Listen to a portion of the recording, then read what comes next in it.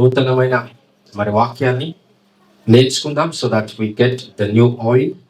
So దేవుని యొక్క ప్రశస్తమైన అభిషేకం మన తలల పైన రావటం కోసం, దేవుని యొక్క నూతన ఆయిల్ మన తలల పైన రావటం కోసం నూతన పాత్రులుగా మనం పెంచబడినట్లు సిద్ధపరచబడుతూ వాక్యాన్ని వినాల్సి మనం చేస్తున్నాం.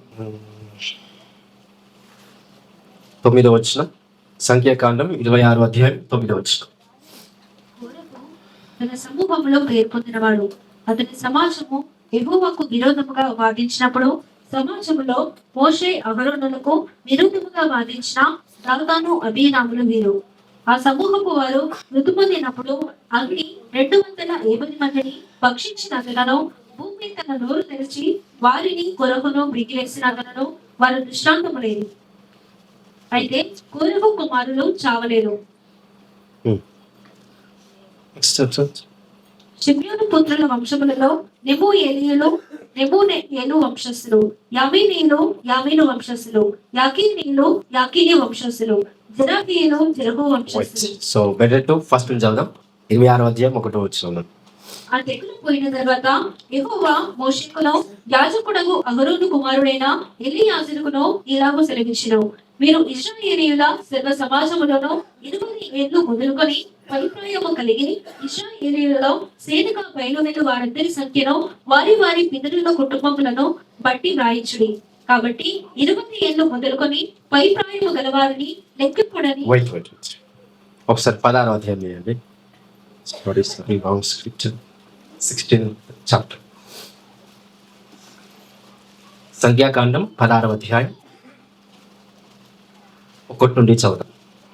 లేవికి మునిమన్మడును, కహాతుకు మన్మడును, ఇస్సారు కుమారుడగు కోరహు, రూబేనీయులలో ఎలీయాబు కుమారులైన దాతాను అబీరాములను, పేలెతు కుమారుడైన ఓనును యోచించుకొని ఇశ్రాయేలులో పేరు పొందిన సభికులను సమాజ ప్రధానులనైన 250 మందితో మోషేకు ఎదురుగా నిలబడి, మోషే అహరోనులకు విరోధముగా పోగుబడి, మీతో మాకు పని లేదు, ఈ సర్వ సమాజంలోని ప్రతి వాడును పరిశుద్ధుడే, యెహోవా వారి మధ్య ఉన్నాడు, యెహోవా సంఘము మీద మిమ్మల్ని మీరేలా హెచ్చించుకున్నారనగా. రైట్. సో మోషే కాలంలో కోరాహు, సో ఈ వ్యక్తి ఏంటంటే ధైర్యం కలిగిన వాడు, దేవుని యొక్క పరిచర్యలో ముందుకెళ్ళేవాడు. కాకపోతే దేవుడు ఈ వ్యక్తిని ఎన్నుకున్న విధానం, మోషేని ఎన్నుకున్న విధానం డిఫరెంట్గా. సో మోషేని దేవుడు యాజకుడుగా ఎన్నుకున్నాడు, యాజక తత్వాన్ని చేయడాగున మోషేని దేవుడు ఎన్నుకున్నాడు. కానీ ఈ యొక్క కోరాహును దేవుడు యాజకుడిగా ఎన్నుకోలేదు. సో కోరాహు ఏంటంటే బలిపీఠం కావచ్చు, మందసము కావచ్చు, వాటిని చూసుకుంటకు, వాటిని మెయింటైన్ చేయడానికి, లేకపోతే కొన్ని విషయాల్లో జాగ్రత్తగా దాన్ని ఇన్ఛార్జ్ చేయడానికి కోరాహును దేవుడు ఎన్నుకున్నాడు. అయితే ఈ కోరాహు అండ్ కోరాతో పాటు 250 మంది ఎవరైతే ఆ సైన్యం ఉన్నారో, ఆ సైన్యం అంతా కూడా మోషేకి ఎదురుగా లేచారని. ఎందుకు మోషేకి ఎదురుగా లేచాడంటే, దేవుడు మోషేతోనే మాట్లాడతాడా? దేవుడు మోషేకి అధికారం ఇచ్చాడా? మోషేనే పరిశుద్ధుడా? మోషేనే పవిత్రుడా? మేం కాదా? సో దేవుడు మోషేతోనే మాట్లాడతాడా? మోషేకి అధికారం ఉందా? మోషేనే యాజకుడా? మేం కాదా? మోషేనే పాస్టరా? మేం కాదా? సో ఆయననే వాక్యం చెప్తాడా? మేం కాదా? అని ప్రతి ఒక్క డౌట్ఫుల్ ఆలోచనతో మరి కోరాహు ఆలోచన చేసి మోషే ఒక ప్రజల పైన, మోషే పైన మరి ఎదురుగా లేచి మాట్లాడుతున్నాడంట. ఏమని మాట్లాడుతున్నాడంటే, ఒకసారి 3వ వచనం చూస్తే చెప్పండి. మోషే అహరోనులకు విరోధముగా పోగుపడి, మీతో మాకిక పని లేదు, ఈ సర్వ సమాజంలోని ప్రతి వాడు పరిశుద్ధుడే, యెహోవా వారి మధ్య ఉన్నాడు, యెహోవా సంఘము మీద మిమ్మల్ని మీరు ఎలా హెచ్చించుకున్నారు? సో దేవుని యొక్క సంఘము కన్నా మిమ్మల్ని మీరు ఎలా హెచ్చించుకుంటున్నారు? దేవుడు కదా గొప్పవాడు, ఆయన సంఘం మీద మీరు ఎలా హెచ్చించుకుంటున్నారు? మీరు గొప్పవాళ్ళు కాదు అని కోరాహు మోషేకి చెప్తున్నారు. యాక్చువల్గా కోరాహుకి అధికారం కావాలి, కోరాహుకి పెత్తనం కావాలి. సో అది లేదు కోరాహు దగ్గర. ఎందుకంటే దేవుడు ఆ విధంగా ఏర్పాటు చేసుకోలేదు. ఆ పెత్తనం కానీ, అధికారం కానీ, లీడర్షిప్, ఎవ్రీథింగ్ కానీ ఎవరికి అప్పచెప్పాడు దేవుడు? మోషే. భారం ఆయననే భరించాలి, గెలుపు వచ్చినా ఆయననే మహిమపరచబడాలి. సో ఆ విధంగా దేవుడు మోషే లైఫ్ని డిజైన్ చేసి మోషేని అభిషేకించి అధికారం ఇచ్చారు. మరి అధికారంలో ఉన్న మోషేని కోరాహు చూసి కోరాహు మోషే ఎవరంటే చుట్టాలు, బంధువులు. మేబీ నాకు తెలిసి మేనత్త కొడుకు అవుతాడేమో కోరాహు మోషే, రైట్? ఎందుకంటే ఒక తాత కుమారులుగా వాళ్ళు పేరు పొందిన వాళ్ళు బంధువులుగా ఉన్నారు. అయితే వీళ్ళు ఏం చేశారంటే మోషేకి విరుద్ధముగా లేచి దేవుడు మీ పట్లనే ఉన్నాడా, మీరే పరిశుద్ధులా, మేము కాదా అనే విధంగా మాట్లాడితే మోషే అంటున్నాడు కదా, ఎవరు పరిశుద్ధుడో రేపటి రోజు తెలుస్తుంది. సో దానిని ఎలా అనేది చూద్దాం.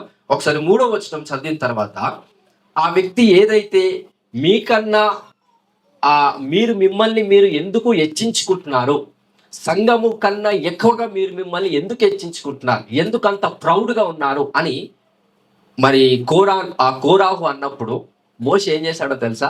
వెంటనే ఆయన ఆ మాట విని సాగిల పడేనంట. That's the qualification of the humility. వెంటనే ఆ మాట విని ఎదురు పడలే. ఎదురు పడే లక్షణము కోరాహుకు ఉన్నప్పటికీ, అరే మోషే మీద లేవాలి, 250 మంది నా సైన్యం ఉంది ఖచ్చితంగా, మరి మోషేకే దేవుడు ఉన్నాడా, మాకు లేడా, మోషేని ఎన్నుకున్నాడా, మమ్మల్ని ఎన్నుకోలేదా, మరి కోరాహును కూడా దేవుడు ఎన్నుకున్నాడు, కానీ ఒక రకంగా ఎన్నుకున్నాడు. మోషేను ఒక రకంగా ఎన్నుకున్నారు. ఎవరి పాత్ర వాళ్ళు చేసినప్పుడే దేవుని రాజ్యం కట్టబడుతుంది. సో ఈయన ఏం చేశాడంటే మోషేకి వ్యతిరేకంగా లేచి, ప్రతివాడును పరిశుద్ధుడే యెహోవా వారి మధ్యన ఉన్నాడు, దేవుడి సంఘం మీద మిమ్మును మీరు ఎలా హెచ్చించుకొనుచున్నారనగా, మోషే ఏం చేశాడు? వెంటనే లేచి ఆ మాట విని ఏం చేశాడంట? ఎదుడు పడలేదు, వ్యతిరేకంగా మాట్లాడలేదు. ఏం చేశాడు? సాగిల పడెను. ఈ submitted himself to the word of rejection. ఎవరైతే మోషేని రిజెక్ట్ చేశారో, వ్యతిరేకించారో, ఆ వ్యతిరేకించిన ఆ వాక్కును మోషే ఏం చేశాడంటే స్వాగతించాడంట. హల్లెలూయా. ఈ సంవత్సరంలో ఎన్నో వ్యతిరేకతలు రావచ్చు, వాటన్నిటిని స్వాగతించినప్పుడే దేవుడు నీ పక్షమున ఉన్నాడని proof. That's the only proof that God is with you. So Moshe ఏం చేశాడు? ఆ మాట విని సాగిలపడెను. అటు తర్వాత అతడు కోరహుతో వాని సమాజముతో ఇట్లా, నేను ఒకసారి 5th వర్స్ చదువుతాను. తనవాడు ఎవడో, పరిశుద్ధుడు ఎవడో, రేపు యెహోవా తెలియజేసి వానిని తన సన్నిధికి రానిచ్చును. ఆయన తను ఏర్పరచుకునే వారిని తన యొద్దకు చేర్చుకొనును. ఇలాగూ చేయండి, కోరహును అతని సమగ్ర సమూహమునైన మీరును ధూపార్తులను తీసుకొని వాటిలో అగ్ని ఉంచి రేపు యెహోవా సన్నిధిని వాటి మీద ధూపద్రవ్యము వేయండి. అప్పుడు యెహోవా ఈ మనిషిని ఏర్పరచుకొనును, వాడే పరిశుద్ధుడు. లేవి కుమారులారా, మీతో నాకు పని లేదు. లేవి కుమారులారా అని మోషే అంటాడు, కోరాహు కూడా లేవి కుమారులే అంట. ఎందుకంటే ఇద్దరు చుట్టాలు. సో కింది వచనాల్లో చూస్తే ఇద్దరు లేవి కుమారులారని తిట్టుకుంటారు, ఇద్దరు లేవి కుమారులే అంట. సో ఎనీవే ఇక్కడ మోషే మరి ఆ వ్యక్తిని విషయంలో ఏమంటున్నాడంటే, ఈ రోజు మన పంచాయతీ కాదు, రేపు తీసుకుంటాం. నువ్వు ఒక అర్పణ తీసుకురా, నేను ఒక అర్పణ తీసుకుంటాం. ఎవరు సబ్మిట్ చేద్దాం, అందరం సబ్మిట్ చేద్దాం. ఎవరి అర్పణను మరి దేవుడు స్వీకరిస్తాం, ఎవరిని దేవుడు చేర్చుకుంటాడు, వాళ్ళే పరిశుద్ధులు. సో నువ్వు కాదు, నేను కాదు, దేవుడు తీర్చుతాడా తీర్పు అని రేపటి దినము కోసం వేచి చూస్తున్న ఇద్దరు. ఒకసారి 9వ వచనం చూద్దాం. తన మందిర సేవ చేయుటకు యెహోవా మిమ్మను తన యొద్దకు చేర్చుకొనుటయో, మీరు సమాజం ఎదుట నిలిచి వారు చేయవలసిన సేవ చేయనట్లు ఇశ్రాయేలీయుల దేవుడు ఇశ్రాయేలీయుల సమాజంలో నుండి మిమ్మల్ని వేరుపరచుటయో మీకు అల్పముగా కనబడినా, ఆయన నిన్నును నీతో లేవేయులైన ఈ గోత్రపు వారినందరినీ చేర్చుకొనును కదా. అయితే మీరు యాజకత్వము కూడా కోరుచున్నారు. ఏం కోరుతున్నారంట కోరాహు వాళ్ళు? యాజకత్వం, ది అథారిటీ. దేవుడితో ముఖాముఖిగా మాట్లాడే ఆ అభిషేకాన్ని కోరుతున్నారు, ఆ యాజకతత్వాన్ని కోరుతున్నారు. సో కోరటం తప్ప అంటే ఎస్, బికాస్ కోరాహును వాళ్ళ సంతతి వారిని దేవుడు ఒకలాగా ఏర్పరచుకున్నాడు, మోషేని ఒకలాగా ఏర్పరచుకున్నాడు. మోషే ఏర్పాట్లో ఏదైతే మోషే చేస్తున్నాడో దాన్ని కోరాహు చూసి అసూయపడి, ఇతడే చేస్తాడా మేము చేయొద్దా, ఇతడే సేవ చేస్తాడా మేము చేయొద్దా అనే ఉద్దేశంతో అతని మీదికి నేస్తాడు. సో ఈ క్యారెక్టర్ చాలా మందికి సంఘపరంగా, సొసైటీ పరంగా ఈ క్యారెక్టర్ చాలా మందికి ఉంటుందండి. ఈ క్యారెక్టర్ ఈ ఫస్ట్ మాసంలో వెళ్ళిపోవాలని నేను ఆశిస్తున్నాను. Hallelujah. Because what God has given you the power. దేవుడు ఏ పాత్రగా మిమ్మల్ని ఎంచుకున్నాడో అదే పాత్రలో మీరు ముందుకెళ్ళండి. ఏ విధమైన స్కిల్స్ ఉన్నాయో అదే స్కిల్స్లో ముందుకెళ్ళండి. ఏ విధమైన జ్ఞానాన్ని దేవుడు మీకు అలంకరించాడో ఆ జ్ఞానాన్ని తగ్గట్టుగానే మీరు ముందుకెళ్ళండి. ఒక్కరిని చూసి వారిలాగా నేను అవ్వాలని వారి మీద లేస్తే కనుక దేవుడు వారి పక్షమున ఉండి యుద్ధం చేస్తాడు. సో వారి పక్షమున దేవుడు వచ్చేటట్టుగా మీరు చేయకండి. ఎవరి పక్షమున వారు ఖచ్చితంగా దేవుడే ఉంటాడు. కానీ ఒకరి పక్షమున దేవుడు వచ్చి మనకు వ్యతిరేకంగా యుద్ధం చేసేటట్టు మనం కారణభూతులముగా అవ్వకూడదని దేవుడు ఆజ్ఞాపిస్తున్నాడు. కాబట్టి దయచేసి కోరాహు చేసిన మిస్టేక్స్ ని బట్టి, కోరాహు చేసిన తప్పుడు, కోరాహు చేసిన పాపం ఏంటంటే తన దేవుడు ఏర్పాటు చేసిన ఏ పని అయితే కోరాహుకి ఇచ్చాడో ఆయన చేయాల్సిన పని చేయకుండా మోషే యొక్క యాజకత్వాన్ని కోరుకున్నాడు. సో కోరుకోవడం వల్ల ప్రాబ్లమ్స్ ఎదురయ్యాయి. సో ఆ ప్రాబ్లమ్స్ ఏంటనేది చూద్దాం. 11th verse. ఇందు నిమిత్తము నీవును నీ సమస్త సమాజమును యెహోవాకు విరోధముగా పోగైనారు. అహరోను ఎవడు అతనికి విరోధముగా మీరు సనగనేలా అనెను. అప్పుడు మోషే ఎలీయాబు కుమారులైన దాతాను అబీరాములను పిలువనంపించెను. అయితే వారు, మేము రాము, ఈ అరణ్యములో మమ్మల్ని చంపవలెనని పాలు తేనెలు ప్రవహించు దేశముల నుండి మమ్మల్ని తీసుకుని వచ్చుట చాలినట్టు మా మీద ప్రభుత్వము చేయుటకును నీకు అధికారము కావలెనా? ఏమంటున్నారో కోరాహు దగ్గర ఉన్న ప్రజలు కూడా, నువ్వు పాలు తేనెలు ప్రవహించే దేశానికి తీసుకుపోతున్నావు కదా, యాక్చువల్ గా మమ్మల్ని అక్కడ తీసుకుపోవట్లేదు, అక్కడి నుంచి మమ్మల్ని బయటికి రప్పించావు. అంటే ఐగుప్తు దేశం వీళ్ళు ఏమని అనుకుంటున్నారు? కనాన్ దేశం అనుకోవట్లేదు. ఐగుప్తు దేశాన్ని ఏమని అనుకుంటున్నారు? పాలు తేనెలు ప్రవహించే దేశం నుంచి మమ్మల్ని బయటికి తీసుకొచ్చావు, నువ్వు కరెక్ట్ పర్సన్వి కాదు, నువ్వు అధికారము, నువ్వు పెత్తనం చెలాయిస్తున్నావు, అది కరెక్ట్ కాదని ఆ కోరాహు దగ్గర ఉన్న ప్రజలు కూడా మోషేకి వ్యతిరేకంగా తయారయ్యారు. హల్లెలూయా. చూద్దాం what kind of the heart that Moses was existed. So ఎలాంటి హృదయం కలిగిన ఉన్నాడు మోషే, అది చూద్దాం. 15th verse చదుదాం. అందుకు మోషే మిక్కిలి కోపించి, నీవు వారి నైవేద్యమును లక్ష్యపెట్టుకో, ఒక్క గాడిదనైనను వారి యొద్ద నేను తీసుకొనలేదు, వారిలో ఎవరికి నేను హాని చేయలేదని యెహోవా యొద్ద మనవి సో చేశాను. ప్రేయర్ చేస్తున్నాడు, నేను వారి దగ్గర నుంచి ఆస్తి పాస్తులు కొంచెమైనను ముట్టలేదు, గాడిదలైనను ఈ నైవేద్యమైనను ఇంకా ఏదైనాను నేను తీసుకొనలేదు. I not touch any kind of a treasure from them. So ఎందుకు చెప్తున్నాను మీకు తర్వాత నేను దీన్ని వివరిస్తాను. 16వ వచనం. మరియు మోషే కోరహుతో, నీవును నీ సర్వ సమూహమును అనగా నీవును వారును అహరోనును రేపు యెహోవా సన్నిధిని నిలవవలెను.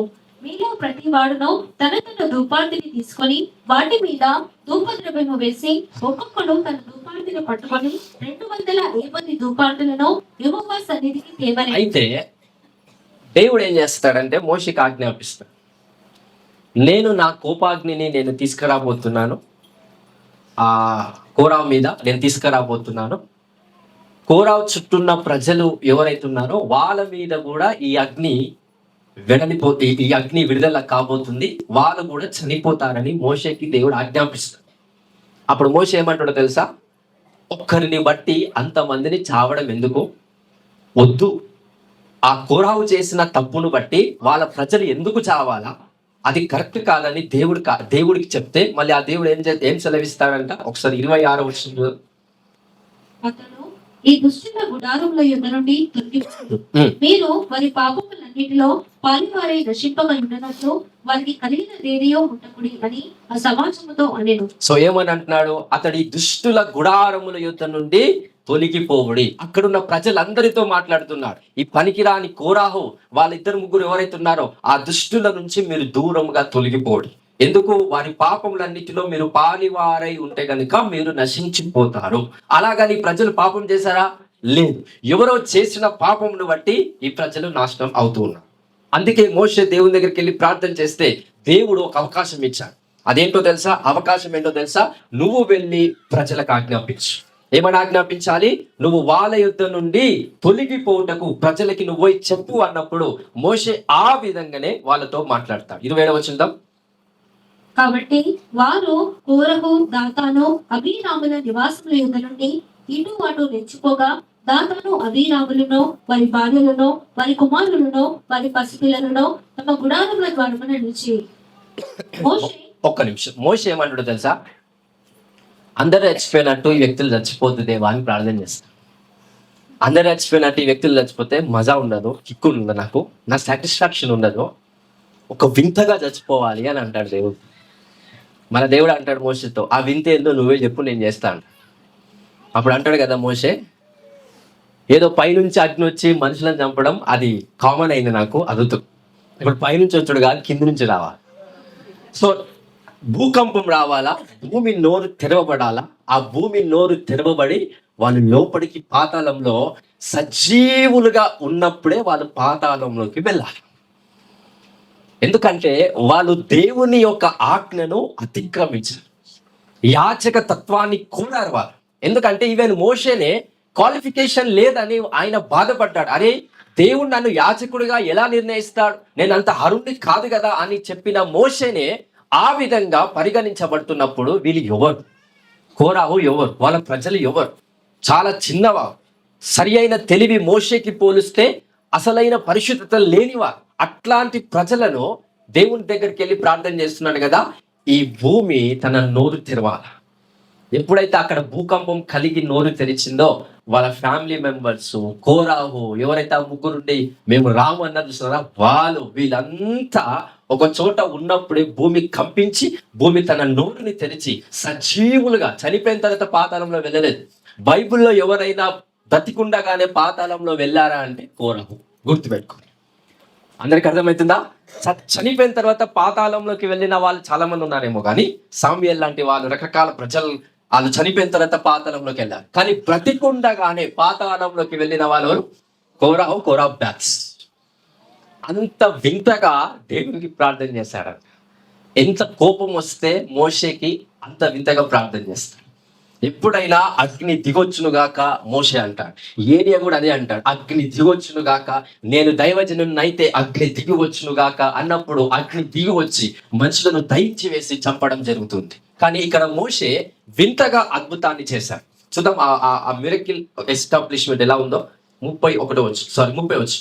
అయితే యెహోవా గొప్ప వింత పుట్టించిన వలన వారు ప్రాణములతో పాతాళంలో కూలినట్లు భూమి తన నోరు తెరిచి వారికి కలిగిన సమస్తమును మృంగివేసినలా వారు యెహోవాను అలక్ష్యము చేసిరని మీకు తెలిసినను. అర్థమవుతుందా? రైట్. ఇక్కడ వరకు ఒక కాన్సెప్ట్ అండి. ఇప్పుడు నేను కొంచెం డెప్త్గా వెళ్తాను. మోషే మనసు ఎలాంటిదో మీకు తెలియపరుస్తుంది. దేవుడు ఫస్ట్ లో ఏం చేశాడు? ఆ కోరహుతో పాటు ఉన్న ప్రజల్ని కూడా నేను నాశనం చేస్తాను. అప్పుడు మోషే దేవుని దగ్గరికి వెళ్ళి ప్రార్థన చేశాడు. ఏమని? కోరహు తప్పు చేస్తే వాళ్ళ ప్రజలు ఎందుకు చచ్చిపోవాలి దేవా అంటే, మళ్ళీ అదే మోషే ఏం చేస్తాడు? వెళ్ళి కోరహు మీదికి, వాళ్ళ కుటుంబం మీదకి ఏదో రాబోతుంది, మరణం రాబోతుంది, మీరు దూరంగా పారిపోండి అన్నప్పుడు ఆ ప్రజలు పారిపోయి బానోని బ్రతికి మొత్తం మీద 250 మంది సజీవులుగా ఉన్నారు. It's good. అయితే ఈ భూమి నోరు తెరిచి ఎప్పుడైతే వాళ్ళను మింగేసిందో, అక్కడ ఉన్న 250 మందో కొంతమంది ఎవరైతే ఉన్నారో మరి వాళ్ళు భయపడాలా లేదా? అరే, మోషేకే దేవుడు తోడై ఉన్నాడు, మోషేనే కదా పరిశుద్ధుడు, మోషేనే కదా అసలైన సత్యవంతుడు అని నమ్మాలా లేదా? నమ్మారా? ఒకసారి చూద్దాం. అంటే ఎంత అసలు కన్నింగ్ పీపుల్ అనేది అక్కడ అర్థం కావాలి. 35 వచ్చు. మరియు వెయిట్ అది కాదు.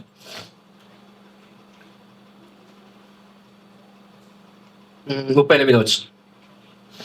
పాపము చేసి తమ ప్రాణములకు ముప్పు తెచ్చుకొనిన వీరి ధూపార్తులను తీసుకొని బలిపీఠమునకు కప్పుగా వెడల్పైన రేకులను చేయవలెను.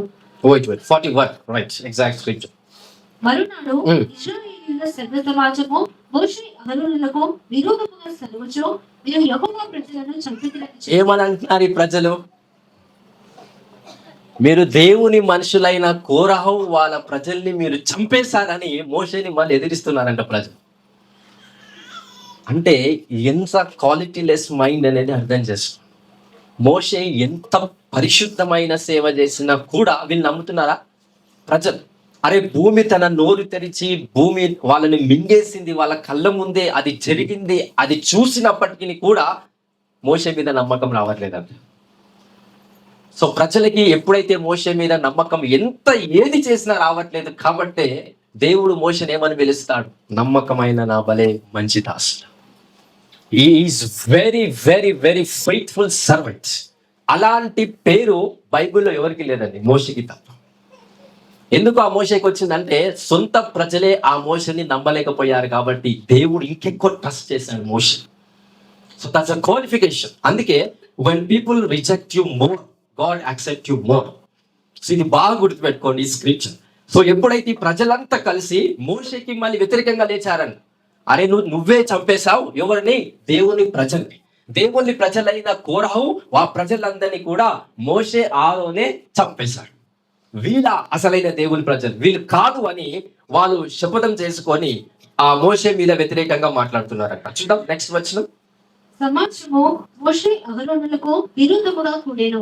వారు ప్రత్యక్షపు గుడారపు వైపు తిరిగి చూడగా ఆ మేఘము వారిని కమ్మెను. యెహోవా మహిమయు కనబడెను. మోషే అహరోనులు ప్రత్యక్షపు గుడారపు ఎదుటికి రాగా యెహోవా, మీరు ఈ సమాజపు మధ్య నుండి తొలగిపోడి క్షణములో నేను వారిని నశింపజేయుదునని మోషేకు సెలవీయగా వారు సాగిలపడిరి. ఏమంటున్నాడు దేవుడు ఇప్పుడు? వీళ్ళు మరీ ఓవర్ యాక్షన్ చేస్తారు, నువ్వు ఉండు, ఎవడెవడైతే నీకు వ్యతిరేకంగా ఉన్నాడో వాళ్ళందరూ నేను ఇప్పుడు చంపేస్తా, వాళ్ళ మీద తెగులు పుట్టిస్తా. ఎందుకు? వీళ్ళు ఏం చేస్తున్నారు? పరిశుద్ధుడైన మోషేకి అరే అప్పటికే కోరహును భూమి తన నోరు తెరిచి మింగేసింది, అదంతా చూసారా లేదా? వీళ్ళు చూసినప్పటికీ కూడా మోషేని నమ్మగలుగుతున్నారా? లేదు. మళ్ళీ మోషేని ఏం చేస్తున్నారు? తిడుతున్నారంట, వ్యతిరేకిస్తున్నారంట. ఇప్పుడు దేవుడు ఇన్వాల్వ్ అయ్యాడు. ఏమని అంటున్నాడు? నువ్వు ఇన్వాల్వ్ అవ్వకు, నేను ఇన్వాల్వ్ అవుతా. ఏ ప్రజలైతే నీకు వ్యతిరేకంగా మాట్లాడినో నీకు ఆహారానికి నేను వాళ్ళ సంగతి తెలుసుకుంటానని దేవుని ఉగ్రతంట బయలుదేరిందంట, ఒక దూత రూపం. చూద్దాం మోషే ఏం చేశాడు. అప్పుడు మోషే, నీవు ధూపార్తిని తీసుకొని బలిపీఠపు నిప్పులతో నింపి ధూపము వేసి వేగముగా సమాజమునకు వెళ్ళి వారి నిమిత్తము ప్రాయశ్చిత్తము చేయి. మోషే ఆహారంతో అంటున్నాడు కదా, నీవు ధూపార్తిని తీసుకొని బలిపీఠము నిప్పులతో నింపి ధూపము వేసి వేగముగా త్వరగా సమాజమునకు వెళ్ళి వారి నిమిత్తము ప్రాయశ్చిత్త ప్రార్థన చెయ్యి. ఇక్కడ అర్థమవుతుంది, ఎంతమందికి అర్థమవుతుంది అంటే క్లియర్ గా మోషే ఏమని అంటున్నాడంటే, దేవుని ఉగ్రత బయలుదేరిన తర్వాత దేవుని కోపమును ఆగేటట్టుగా మనం ఇప్పుడు చెయ్యాలి. కానీ ప్రజలంతా ఎవరికి వ్యతిరేకంగా ఉన్నారు? మోషే. కానీ మోషే ఏం చేస్తున్నాడు? వద్దు, నువ్వే తెగులు ఇవ్వబోతున్నావో నేను దాన్ని ఆపేస్తా, నా ప్రాణం అడ్డు పెట్టైనా నేను దాన్ని ఆపేస్తా, ప్రయాచిత్త ప్రార్థన నేను దాన బలులను నేను చేసైనా నేను దాన్ని ఆపేస్తా. That's the qualification of the leadership అంటే మోషేకే వ్యతిరేకంగా ఉన్న ఈ ప్రజల పట్ల, మోషేనే చంపాలనుకున్న ఈ ప్రజల పట్ల మోషే ఏం చేశాడు? ప్రేమను చూపించాడా? సావన్ రాయ్ దేవుడు ఎట్లనే చేసి సంపని అనుకున్నాడు.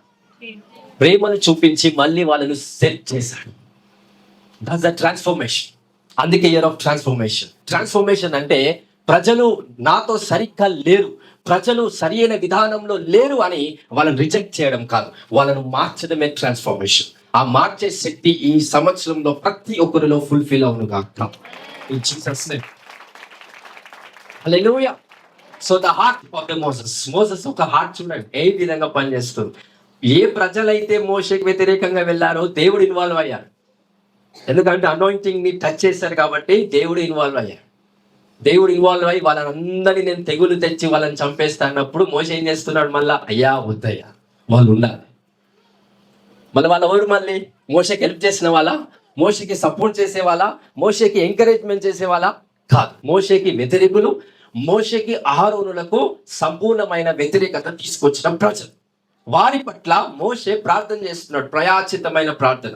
కోపము యెహోవా సన్నిధి నుండి బయలుదేరను, తెగులు మొదలు పెట్టినని అహరోనుతో చెప్పగా 47 మోషే చెప్పినట్లు అహరోను వాటిని తీసుకొని సమాజము మధ్యకు పరిగెత్తిపోయినప్పుడు తెగులు జనులను మొదలుపెట్టి ఉండెను. సో ఆల్రెడీ ఏమైపోయింది? స్టార్ట్ సిక్నెస్, డిసీజెస్, రోగాలు, వ్యాధులు, కరోనా రోగాలు అన్నీ కూడా స్టార్ట్ అయిపోయినాయంట. ఒక పొలిమేర నుంచి స్టార్ట్ అవుతున్నాడు, ఒక గాలిలాగా వైరస్ మొత్తం వస్తా ఉంది. ఆ వైరస్ ఎవరు కొంత టచ్ అవుతూ వస్తుందో అందరు ఏమవుతున్నారంట? సిక్ అయిపోతున్నారు, చనిపోతున్నారు. చూద్దాం ఏమైంది నెక్స్ట్. కాగా అతడు ధూపము వేసి ఆ జనుల నిమిత్తము ప్రాయశ్చిత్తము చేసెను. అతడు చచ్చిన వాటిని బ్రతికి ఉన్న వారికి మధ్యలో నిలబడగా తెగులు ఆగెను. వెయిట్, ఈ స్క్రిప్చర్ అండర్లైన్ చేస్తాం. అతడు చచ్చిన వారికి బ్రతికి ఉన్న వారికి మధ్యలో నిలవబడగా తెగులు ఆగెను. హల్లెలూయా. సో తెగులు ఎక్కడ ఆపాడు?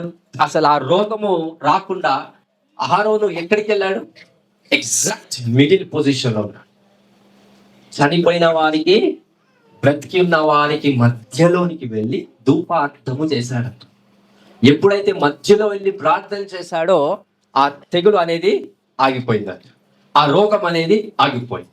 సో ఇది అండర్లైన్ చేసుకుని నేను తర్వాత చెప్తాను. 49 కోరుకు తిరుగుబాటున చనిపోయిన వారు కాదు 14,700 ఆ తెగులు చేత చంపిరు. ఆ తెగులు ఆగినప్పుడు అహరోను ప్రత్యక్ష గుడారం యొక్క ద్వారము దగ్గరనున్న మోషే యొద్దకు తిరిగి వచ్చెను. 14,000 మంది 1,700 మంది ఆ తెగులు చేత చచ్చిపోయారు. ఎందుకు చచ్చిపోయారు? మోషేని అహరోనుకి వ్యతిరేకంగా మాట్లాడారు. కానీ మోషే ఏం చేశాడు? మళ్ళీ వాళ్ళను క్షమించటానికి అహరోను పంపించి ప్రార్థన చేశారు. అయ్యా ఈ తెగులు ఆగిపోవాలని మిడిల్గా, అంటే చనిపోయిన వారికి బతికున్న వారి మధ్యలో ఉండి ప్రార్థన చేసినప్పుడు ఆ వ్యాధి, ఆ తెగులు, ఆ రోగం ఆగిపోవడం జరిగింది. చూద్దాం 50th వర్డ్స్. ఆ తెగులు ఆగినప్పుడు అహరోను ప్రత్యక్ష గుడారం యొక్క ద్వారము దగ్గరనున్న మోషే యొద్దకు తిరిగి వచ్చెను. రైట్. సో ఇక్కడ కొన్ని విషయాలు నేను చెప్తాను. ఒక పాయింట్ చదువుదాం. 26 వర్డ్స్.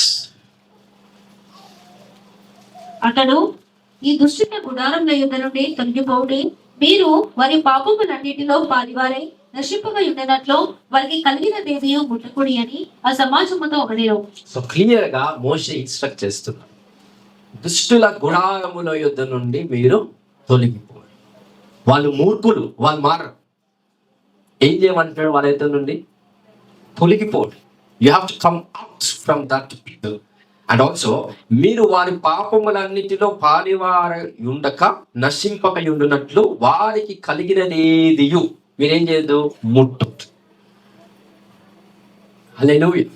సో ఈ స్క్రిప్చర్ లో ఉన్న ఇన్స్ట్రక్షన్ ఏంటంటే, కొన్ని స్పిరిచువల్ రెలమ్స్ లో ఇవి కొన్ని జరుగుతూ ఉంటాయి. పాపము మనం చేయకపోయినా పాపం మనల్ని అందుతుంది. మనం పరిశుద్ధతగా ఉండకపోయినా పరిశుద్ధత మనకు వస్తుంది. ఎలా వస్తుంది పరిశుద్ధత? How we called as a holy people. మనం పరిశుద్ధులుగా ఉన్నామని దేవుడు మనల్ని ఎలా నమ్ముతాడంటే, బాగా గుర్తుపెట్టు, holiness is not based on your acts. మీరు చేసే క్రియలను బట్టి నీకు పరిశుద్ధత రాదు, మీరు చేసే పిలుపును బట్టి మీకు పరిశుద్ధత వస్తుంది. దేవుడు ఏర్పాటు చేసిన పిలుపు ఏదైతే మీలో ఉందో ఆ పిలుపును ఎవరైతే చేస్తూ ఉంటారో, అఫ్ కోర్స్ దేవుని చిత్తాన్ని ఎవరైతే చేస్తారో వాళ్ళే పరిశుద్ధులుగా తీర్పు తీర్చబడతారు. నేను పరిశుద్ధ క్రియలు చేస్తున్నాను కదా అందుకే నేను పరిశుద్ధుని అంటే అది తప్పు. అది లోకము యొక్క దృష్టిలో పరిశుద్ధులు. దేవుని దృష్టిలో పరిశుద్ధులు ఎవరంట? దేవుడు ఏ విషయంలో మిమ్మల్ని పిలుచుకున్నాడు, దేవుని చిత్తం మీ పట్ల ఏదైతే ఉందో, దేవుని సంకల్పం మీ మీద ఏదైతే ఉందో అది ఎప్పుడైతే మనం జరిగిస్తూ ఉంటామో వాళ్ళే పరిశుద్ధులుగా దేవుని దృష్టిలో తీర్పు పొందుతారు.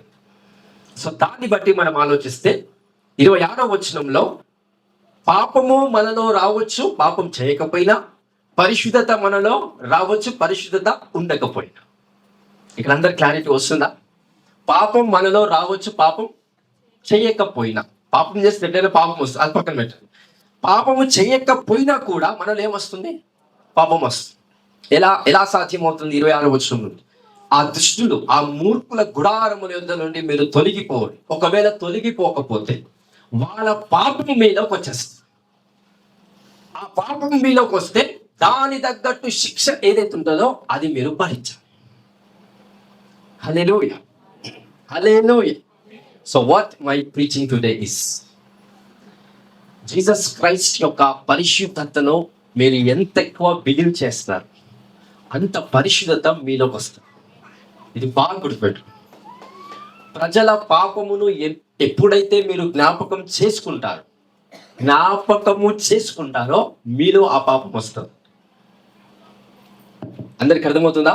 మీరు చేసిన పాపములను జ్ఞాపకం అనట్లే, మీ పట్ల ఆరల్స్ మీకు వ్యతిరేకంగా ప్రజలు ఎవరైతే పాపం చేశారో, లేకపోతే మీ దృష్టి ప్రకారంగా ఎవరైనా పాపం చేసిన వాళ్ళు మీ దృష్టిలో ఉంటే ఆ పాపములు ఎప్పుడైతే జ్ఞాపకం చేసుకుంటూ ఉంటావో నీలో పరిశుద్ధత రాదండి. ఏమొస్తుంది? పాపము బీజం అనేది నీలో బలపరచబడుతూ ఉంటారు. అందుకే మోషే అంటాడు కదా, వాళ్ళ నుండి మీరు దూరంగా పారిపోవాలి. ఎందుకు వాళ్ళ నుండి మీరు దూరంగా పారిపోవాలి? వాళ్ళ పాపము మీకు అంటకుండునట్లు మీరు దూరంగా పారిపోవాలి.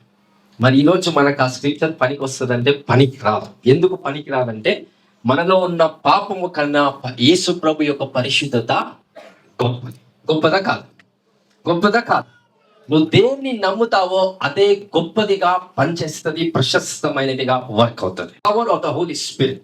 ఎప్పుడైతే యేసుక్రీస్తు పరిశుద్ధతను ఎక్కువగా నువ్వు మెడిటేట్ చేస్తావో ఏ పాపము మీలోకి రాకుండా దేవుని యొక్క పరిశుద్ధత మీలో సంపూర్ణంగా పనిచేస్తుంది. హల్లెలూయా, హల్లెలూయా. సో మోషే ఆ కాన్సెప్ట్ తోనే చెప్తూ ఉన్నాడు.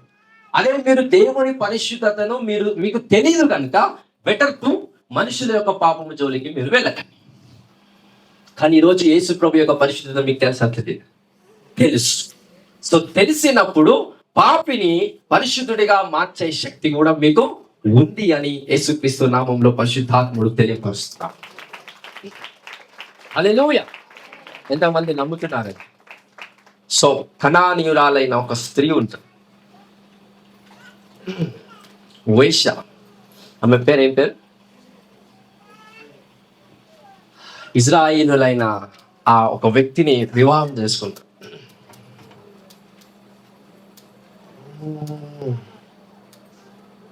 Exact Rahab, right, Rahab. So గొప్ప వ్యభిచారం చేసే వాళ్ళలో నార్మల్గా ఉంటారు, గొప్పగా ఉంటారు. ఈమెం చేస్తుందంటే కొండ మీద ఇల్లు కట్టుకొని అక్కడ వ్యభిచారం చేస్తుందంట. ఎందుకంటే కొండ కింద ఉంటే ఎవరు కనబడరని కొండ మీద కట్టుకుంటుందంట. కొండ మీద కట్టుకుంటే అందరికి కనిపిస్తుంది కదా. ఆ కాన్సెప్ట్తో ఉన్న స్త్రీ దేవుడు ఏం చేస్తారు? ఆమె జీవితాన్ని మార్చడం లేదా?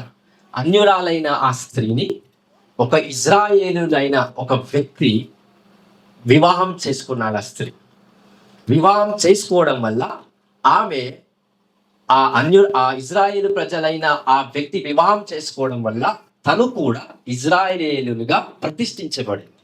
అప్పుడు ఆమె వాళ్ళ భర్త ద్వారా ఇజ్రాయేలుగా ప్రతిష్ఠించబడిన తర్వాత దావీదు వంశంలోకి వచ్చింది. ఇప్పుడు అదే దావీదు వంశంలో పుట్టిన వారు ఎవరు? యేసుక్రీస్తు. సో ఆ స్త్రీ ఎవరైతే పాపపు స్త్రీ ఉందో ఆ స్త్రీ వంశంలో నుండి యేసుక్రీస్తు ప్రభు కూడా వచ్చారు. మనలాగని వ్యభిచారం కలిగిన వంశంలో నుండి వచ్చిందని అనేది కాదు.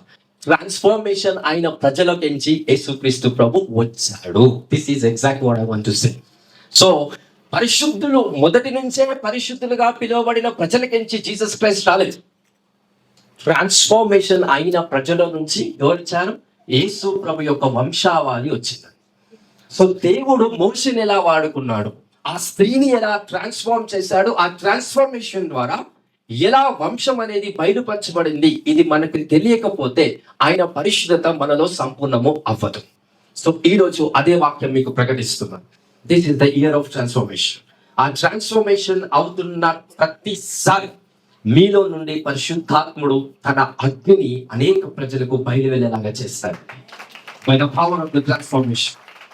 హల్లెలూయా. అండ్ ఆల్సో ఎలాంటి మైండ్ అండ్ హార్ట్ కలిగి ఉండాలి మోషేలాగా? మోషేకి వ్యతిరేకులు ఆయనను చంపాలని ఆలోచన కలిగిన వారి యొక్క విషయంలోనే మోషే ఏం చేశాడు? వెళ్ళి ప్రార్థన చేశారంట. వాళ్ళకి తెగులు వస్తుంటే తెగులు ఆపేశాడంట. ఎవరు వాళ్ళు? స్నేహితుల, మిత్రుల, పరిచయస్తుల, శత్రువులు. హల్లెలూయా, హల్లెలూయా. అటువంటి బలహీనతను కౌగిలించుకునే తత్వం మీకున్నప్పుడే you will transform the people by the power of the holy spirit. Hallelujah, హల్లెలూయా.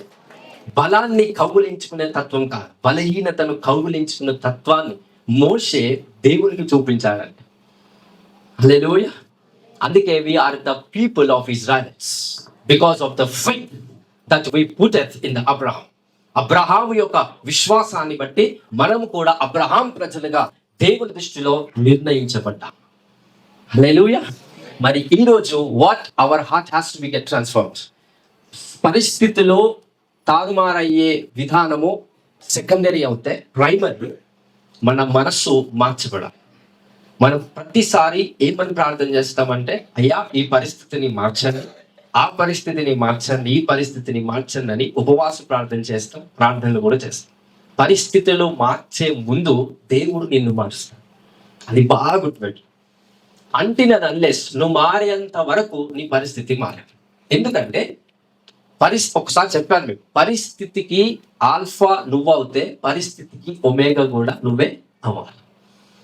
పరిస్థితిని, ఒక సిచ్యువేషన్ ని నువ్వు స్టార్ట్ చేస్తే దేవుడు ఏం చేయడాన్ని, నువ్వు స్టార్ట్ చేస్తే దేవుడు దాన్ని ఏం చేయడు. నువ్వు స్టార్ట్ చేస్తే ఎవరు ఏం చేయాలి? నువ్వే ఏం చేయాలి. హల్లెలూయా, హల్లెలూయా. నేను అనుకున్న స్త్రీని వివాహం చేసుకుంటే ఎండు కూడా నేనే చేయాలి. దేవుడు అనుకున్న స్త్రీని ఒక వివాహంగా చేస్తే కనుక దేవుడే వారి యొక్క జీవితాన్ని ఎండ్ చేస్తాడు. హల్లెలూయా.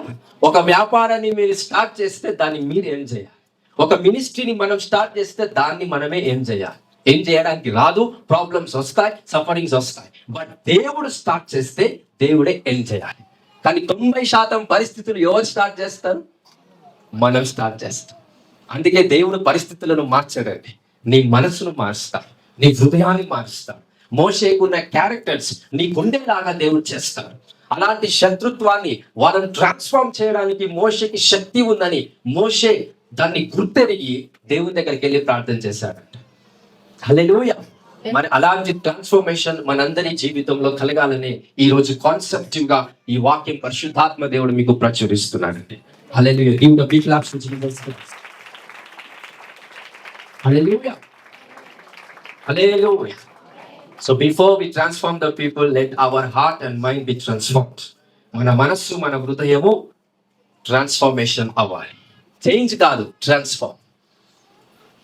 పరిస్థితిలో మార్చబడటం వేరు, పరిస్థితి ట్రాన్స్ఫార్మ్ అవ్వడం వేరు. హల్లెలూయా. మరి దేవునికి మహిమ ఆయన తీసుకొచ్చే విధానంలో మీరు ఇన్వాల్వ్ అవ్వాలి. And one of the thing that I want to say, 3-4 వేల సంవత్సరాల క్రితం ప్రవచనాలు ప్రవచించాలి. హోషేయ ప్రవక్త అండ్ ఏషియా ప్రవక్త కొన్ని ప్రాఫెసీస్ 3-4 వేల సంవత్సరాల క్రితం వాళ్ళు ప్రాఫెసీస్ ఇచ్చారు. వాడు బాగా గుర్తుపెట్టు. ఈ సంవత్సరంలో ఆ ప్రాఫెసీస్ కొన్ని ఫుల్ఫిల్ అవుతాయి. నేనేమంటున్నానంటే 3 years ముందు చెప్పిన ఒక వాక్కు 3 years తర్వాత నెరవేర్పు వస్తుందంటే ఆ వాక్కు స్టిల్ బ్రతికే ఉంది. ఓకే, యేషయ టైంలో ఆ వాక్కు పుడితే అది ఎప్పుడు ఫుల్ఫిల్ అవుతుంది? మీ టైంలో ఫుల్ఫిల్ అవుతుంది. సో ప్రవచనం నెరవేర్చబడుతున్న ఆ టైం ఎగ్జాక్ట్ ఇయర్ కాబట్టి మీరందరూ ప్రాఫెసీని ఫుల్ఫిల్ అవ్వడం మీరు చూస్తారు. ఇండైరెక్ట్ గా ఎవరిని చూస్తున్నట్టు? ప్రవచించే ప్రవక్తను మీరు చూస్తున్నారు. ప్రవచించే ఆ దేవుని ఆత్మ మీరు చూస్తున్నారు. ఒకవేళ అప్పుడే ఉన్న ప్రవక్త, అప్పుడున్న దేవుని ఆత్మ ఏదైతుందో ఇప్పుడు లేదా అనంటే ఆ దేవుని ఆత్మకు పని లేదు, అక్కడున్న దేవుని ఆత్మకి ఇప్పుడు పని లేదు. బట్ ఇప్పుడు పని కాబోతుంది. ఏదైతే ప్రాఫెసీ ఉందో ఆ ప్రాఫెసీని ఫుల్ఫిల్ చేయడం కూడా ఎవరి రెస్పాన్సిబిలిటీ? దేవుని ఆత్మ యొక్క రెస్పాన్సిబిలిటీ. ఇప్పుడు ఆ ప్రాఫెసీ ఫుల్ఫిల్ అయ్యే విధానంలో మనం అందరం చూడబోతున్నాం. కాబట్టి ఏ దేవుని ఆత్మ అయితే దానియేలు టైంలో ఉందో అదే దేవుని ఆత్మ ఈ సంవత్సరంలో రాబోతుంది. Try to understand my words. హల్లెలూయా.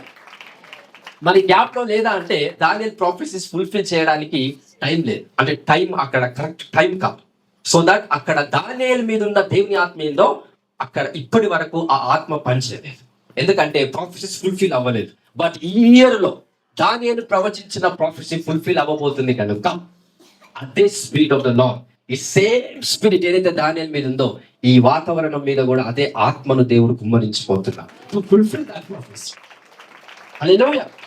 అంటే ఆ దేవుని ఆత్మ మీకోసం రావట్లేదు, ఎవరి కోసం వస్తుంది?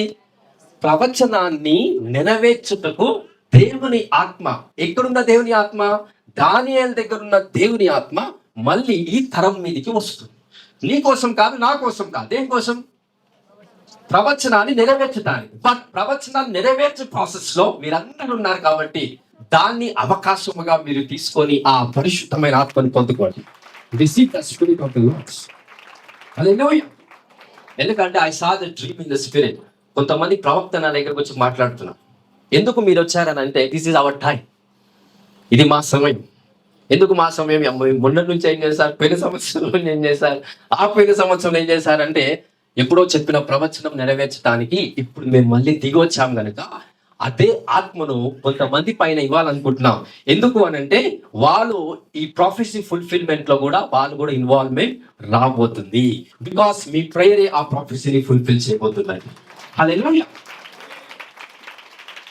లాస్ట్ కి నేను చెప్పిన ఈ కాన్సెప్ట్ ఎంతమందికి అర్థమైంది? లాస్ట్ చెప్పిన కాన్సెప్ట్ ఈ ఇయర్ లో అలాంటి దేవుని ఆత్మ రాబోతుంది. Of course we are in the spirit of God. దేవుని ఆత్మతో మనం ఉన్నాం, కానీ ఇంకా ఏ డైమెన్షన్ ఆఫ్ ద స్పిరిట్ అది? దానియేలు మీదున్న స్పిరిట్, దానియేలు మీదున్న స్పిరిట్ చాలా పవర్ఫుల్. అలాంటిది మీరు పొందుకోవడానికి ఈ సంవత్సరంలో అవకాశం మీకు దేవుడు కలుగజేశాడు. This is the prophecy for God's glory. Hallelujah. దానికోసం మీరు ప్రిపేర్ అవ్వండి. ఫ్రమ్ మేబీ మార్చ్ ఏప్రిల్ నుంచి ఆ స్పిరిట్ అనేది లోకంలో సంచరించబోతుంది. సో దయచేసి ఆ స్పిరిట్ ఆఫ్ గాడ్ని మీరు ఎగ్జాక్ట్గా రిసీవ్ చేసుకుంటే your life is a life of encounters with God.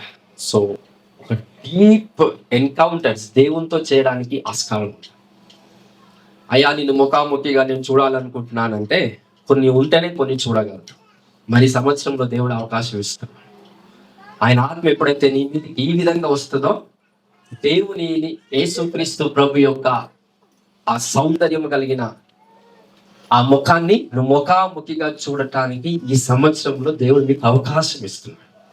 మీకనే కాదు, ఈ ప్రపంచంలో ఉన్న దేవుని నమ్మిన ప్రతి ఒక్కరికి అవకాశం. దాన్ని సద్వినియోగం చేసుకున్నోడికే ఆ దర్శనం అనేది ఇవ్వబడుతుంది. హల్లెలూయా, హల్లెలూయా. ఒక ఊరి నుంచి ఒక ఊరికి యేసు ప్రభు వెళ్తున్నా, మధ్యలో గుడ్డివారుని దావీదు కుమారుడా నన్ను కరుణించుము అని. అలాగని యేసు ప్రభు ఆ గుడ్డి వాళ్ళ దగ్గరికి వెళ్ళాడా? యేసు ప్రభు యాక్చువల్గా గుడ్డివారి దగ్గరికి వెళ్ళాలా, వేరే ఊరికి వెళ్ళాలా? వేరే ఊరికి వెళ్ళాలి. వేరే ఊరికి వెళ్తుంటే ఈ గుడ్డి వాళ్ళకి అవకాశం వచ్చింది. అది మా దగ్గరికి రావట్లేదు, కానీ ఎక్కడికి వెళ్తున్నాడు, కానీ మేము వాడుకుంటాం. ఆయన వచ్చిన అవకాశాన్ని మేము సద్వినియోగం చేసుకుంటామని అప్పుడు ఆ గుడ్డి వాళ్ళు కేకలు వేసి ఆయనను పిలిచి ఆ గుడ్డితనాన్ని కూడగొట్టుకున్నారు. This is the same kind of message that I'm giving. దేవుని బలమైన ఆత్మ మనందరి పైన రావడం కోసం దేవుడు అవకాశం ఇస్తున్నాడు ఈ సంవత్సరం.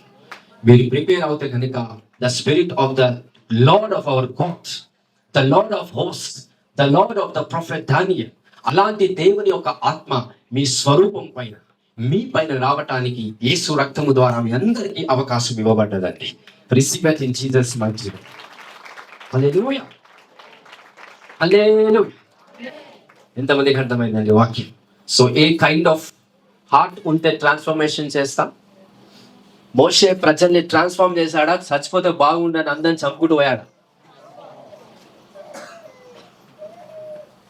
ఈరోజు మంచోడు ఎప్పటికి మంచోడై ఉంటాడా? నమ్మలే. హల్లెలూయా. ఈరోజు చెడ్డోడు ఎప్పుడు చెడ్డోడు ఉంటాడా? నాది కూడా నమ్మలే. అందుకే వివాహం చేసుకునే ముందు వాడు మంచోడు అంటారా అని వివాహం చేసుకుంటారు. తర్వాత ఏమవుతాడు? ఆమె మంచిది అంటారా అని వివాహం చేస్తారు. తర్వాత ఏమవుతుంది? చెట్లు మీద ఎట్లయినా చేసుకో. అందుకే వాళ్ళు తర్వాత మంచికైతే మనకు వాళ్ళ మీద కుళ్ళు. ఏమైనా చేసుకోకపోతేనే, ఆయనన్నా చేసుకోకపోతేనే. హల్లెలూయా. సో మంచి చెడుల మీద మనం ఆధారపడకుండా దేవుని వాక్యము, దేవుని స్వరం మీద ఆధారపడే వ్యక్తిత్వం మీ అందరికీ రావాలని నా ప్రార్థన. హల్లెలూయా. సో మోషేకున్న ఆ హార్ట్, ఆ మైండ్ మీకు కూడా రావాలనేది నా ప్రార్థన. సో శత్రువులు ఉన్నారు, వాళ్ళని చంపుకుంటూ వెళ్దాం అనేది మోషే ఉద్దేశం కాదు. దేవుడు వాళ్ళకి తెగుళ్ళు ఇచ్చి చంపేస్తాను అని అన్నా కూడా దాన్ని ఏం చేశాడు? మోషే ఆపేయడానికి ప్రార్థన చేశాడు. మన తప్పు చేశారు, దేవుడు తెగుళ్ళు ఇస్తున్నాడు, చనిపోని అని అనుకోలేదు. మళ్ళీ మోషే మీద వ్యతిరేకంగా చూపించారు. అయినా కూడా మోషే ఏం చేశాడు? వాళ్ళ మీద ప్రేమ, కరుణ, జాలి చూపించి వాళ్ళని ట్రాన్స్ఫార్మ్ చేశాడు. అది నిజమైన లీడర్షిప్ క్వాలిటీస్. ఈరోజు ఆ లీడర్షిప్ క్వాలిటీస్ మీ అందరిలో రావాలని నా ప్రార్థన అండి. By the power of the holy spirit. Hallelujah. రాజు పక్కన దానియేలు ఉన్నాడు. బాగా గుర్తుపెట్టు. కొత్తగా అభిషేకం దానియేలు మీద దేవుడు ఇవ్వడు. శద్రక్ మేషక్ అబేద్నెగో దేవుని చూపించగలిగాడు సమస్యను బట్టి. అగ్నిలో నుంచి కూడా దేవుడు కాపాడగలుగుతాడని ఎప్పుడు తెలిసింది? వెళ్ళినాం. హల్లెలూయా. మనకు అట్లొద్దు. దేవుడు గొప్పోడు, అదొక్కటిసారి. హల్లెలూయా. సో కొన్ని ఎక్స్పీరియన్సెస్ కావాలంటే కొన్ని ఆ ప్రాబ్లమ్స్ త్రో దేవుడు మిమ్మల్ని నడిపిస్తున్నాడంటే చంపడానికి కాదు. సంథింగ్ దెర్ ఇస్ ఎరా. ఒక విధంగా దేవుడు మీకు నేర్చుకోండి. ఒక దినాన్న మహిమ మీకు వస్తా. ఆ మహిమ మీకు వచ్చినప్పుడు ఎవడు మిమ్మల్ని ఇంకా అందుకోడండి. You are on the top most position. ఆ పొజిషన్కి కూడా వాడు ఆలోచింపలేనంత పొజిషన్లోకి మీరు వెళ్తారు. నేను అందుకే ఎప్పుడు ఒక ప్రార్థన చేస్తాను. ఏంటో తెలుసా? మన ఆల్ఫా ఒమేగా చర్చ్కి వచ్చిన ప్రతి ఒక్కరికి వాళ్ళ చుట్టాలు వాళ్ళ బంధువులు ఉంటారు. వాళ్ళందరి బంధువులలో గొప్ప పొజిషన్ మీకే ఉంటారు. Let them come to you. మీ దగ్గరికి రా.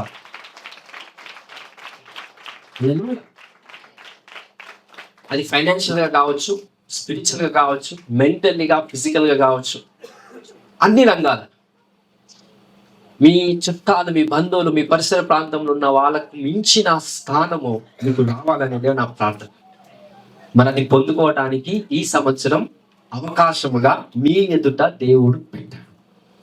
మన దానియేలు మీద ఉన్న ఆత్మను కూడా దేవుడు ఇవ్వబోతున్నాడు. కాబట్టి get prepared for that glory in the name of Jesus. Give me claps to Jesus. Hallelujah. చూస్తారు ప్రాఫెసీ ఫుల్ఫిల్ అవ్వడం, మీరు చూస్తారు. ఫుల్ఫిల్ అయ్యే దానికన్నా కొన్ని నెలల ముందే దేవుని ఆత్మ వచ్చేసి రెడీగా ఉంటాడు. బికాజ్ ఆయన వస్తే తప్ప ఫుల్ఫిల్ చేయాలి. ప్రాఫెసీ చెప్పినోడే దాన్ని ఏం చేయాలి? మరి ప్రాఫెసీ చెప్పి 3000 సంవత్సరాలు అవుతుంది, ఇంకా నెరవేర్చబడలేదు. చెప్పేసి ఏమైపోయాడు? స్పిరిట్ ఆఫ్ గాడ్ వెళ్ళిపోయాడు. ఇప్పుడు మళ్ళీ తిరిగి వస్తున్నాడు. ఎందుకు? నీ కోసము నా కోసము కాదు, ప్రాఫెసీని ఫుల్ఫిల్ చేయడం కోసం. ఆ ప్రొఫెసీ ఫుల్ఫిల్ చేస్తున్న ప్రాసెస్లో మీరు ఉన్నారు. కాబట్టి ఆ స్పిరిట్కి మీరు అట్రాక్ట్ అవ్వడం కోసం ఈ రకమైన మనస్సును మీరు కలిగి ఉండాలి. Be transformed in Jesus mighty. హల్లెలూయా. సో ప్రతి దినం వాక్యం మెడిటేషన్ చేస్తూ నీ మైండ్ని ట్రాన్స్ఫార్మేషన్ చేసుకో. పరిస్థితులు, సిచ్యువేషన్స్, కష్టాలు, నష్టాలు, సమస్యల ద్వారా మీ హార్ట్ని ట్రాన్స్ఫార్మ్ చేసుకో. హల్లెలూయా. వాక్యము ద్వారా ఏం ట్రాన్స్ఫర్మేషన్ అవుతుంది? Mind, not heart. ఏంటది? మైండ్. సిచ్యువేషన్స్ ద్వారా ఏం ట్రాన్స్ఫర్మేషన్ అవుతుంది? హార్ట్. నీ మైండ్కి సోల్ కనెక్ట్ అవ్వదండి, నీ హార్ట్కి సోల్ కనెక్ట్ అవుతుంది. అందుకే renew your mind by meditating the word of God. వాక్యం ధ్యానించడం వల్ల ఏమి నూతన పరచబడుతుంది? మనస్సు. హల్లెలూయా. హల్లెలూయా. సో ప్రతిరోజు ఏం చేయాలి? ఇప్పటి నుంచి చెప్పి నేను ముసలిగా అయినట్టున్నాను. ఏం చేయాలి? ప్రతి దినం ఒక వర్డ్స్, ఒక స్క్రిప్చర్ని తీసుకొని దాన్ని ఏం చేయాలి? ధ్యానించాలి, ఆలోచించాలి. సమస్యలు కాదు ఆలోచించాల్సింది, కష్టాలు కాదు. ఒక స్క్రిప్చర్ తీసుకోండి. ఏ పరిస్థితిలో ఉన్నారో ఆ పరిస్థితి తగ్గట్టుగా స్క్రిప్చర్ తీసుకోండి. దాన్ని ధ్యానించాలి. You become word. ఇంకా మీరే వాక్యముగా మార్చిపెట్టారంట. హల్లెలూయా. యేసుక్రీస్తు ప్రభుగా లేడు. ఎలా అయ్యాడంట? వాక్యముగా అయిపోయాడంట. మీరు అలా అవ్వాలనేది దేవుని ఒక చిత్తం అండి. Hallelujah. If someone receives you, they are receiving the word of God. మిమ్మల్ని పొందుకున్న వారు వాక్యాన్ని పొందుకున్నట్టుగా దేవుని యొక్క చిత్తము ఈ రోజు మీ మధ్యలో బయలుపరచుకుంది. హల్లెలూయా. ఇంకా మనకి వాక్యం అంటున్నాం. అందరికీ అర్థమైంది కదా? రైట్. సో ప్రార్థన చేద్దాం. దేవుడు వాక్యం దీవించి మనందరిలో స్థిరపరచుగాక.